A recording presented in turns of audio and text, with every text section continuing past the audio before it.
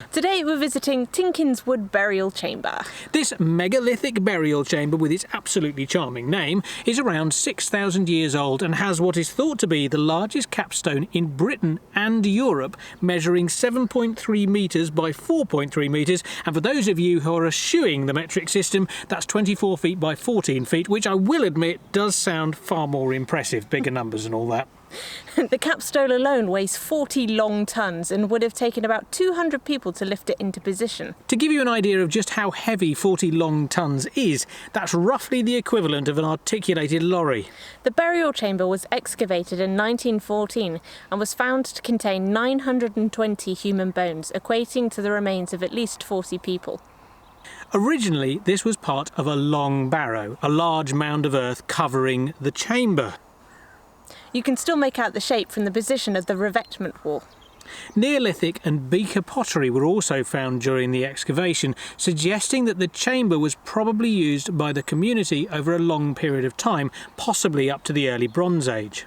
Two parallel lines of stones head away towards the southeast, with the second avenue towards the northeast. A large single standing stone stands due east, and two flat parallel standing stones point to the top of the nearby Coed Sion Hill. This could all suggest ceremonial use, but could just as easily be the work of somebody with a little bit of landscape gardening flair. An excavation in 2011 found Bronze Age and Roman relics, including a Roman coin, which could indicate that the site was possibly still in use long after it was originally thought to have been abandoned. And of course, what tomb would be complete without a folktale or two? Legend has it that anyone who spends a night at the site on the evenings preceding May Day, St John's Day or Midwinter Day would die, go raving mad, or worst of all, become a poet.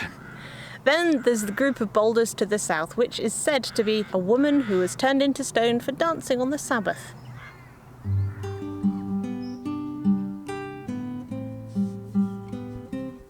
So this was excavated in 1914, as you can see from the plaque there and the pillar that is holding part of the capstone up. But inside it is one chamber. It's quite a sizable chamber, big enough to stand up in. There are a few holes on the inside as well, which makes it quite nice and light in there. It's an interesting thing to see how people treated their dead back then, because the idea of burying remains is an old one, it would seem, even though the ceremonies around the burial change over time. It would be nice to know what else this was used for, and I think that's the appeal of places like this. There is so much left unknown that you can let your imagination roam free as to what this was used for.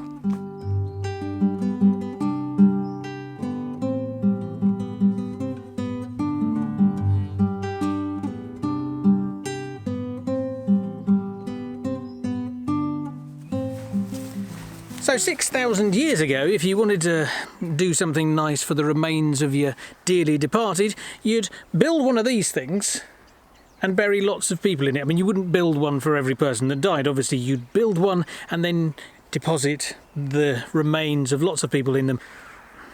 Archaeologists think that what happened is that people were left elsewhere to decompose, and then the bones were brought here, which is a bit of a grisly sounding thing, but hey-ho, if that's what you think your gods demand, then that's what you're going to do, innit? Because of the alignment of this thing and the fact that the front of it points east, that would mean that on certain days of the year when the sun was in the right position, it would shine in through the front of the thing, and so therefore the light would go in all the way to the back. Now that would have been quite an impressive thing, assuming you could see it, but probably held an awful lot of symbolism for the people that created the thing.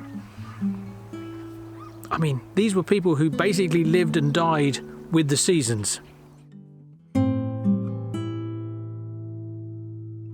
It just goes to show how big this stone actually is, which is also quite impressive because they wouldn't have been able to slide that up. They would have had to lever that up somehow and get it to stand on its edge, and then also get it to stay there whilst they put the lid on top, which I can imagine would have been quite precarious. It would have taken quite a feat of strength and engineering to get this thing erected, and quite a few people to do it, so it was obviously a very important site once upon a time. So we've had a fun time exploring Tinkinswood Burial Chamber. And saying Tinkinswood Burial Chamber. Yes. You can't knock it, can you? See you next time. TTFN.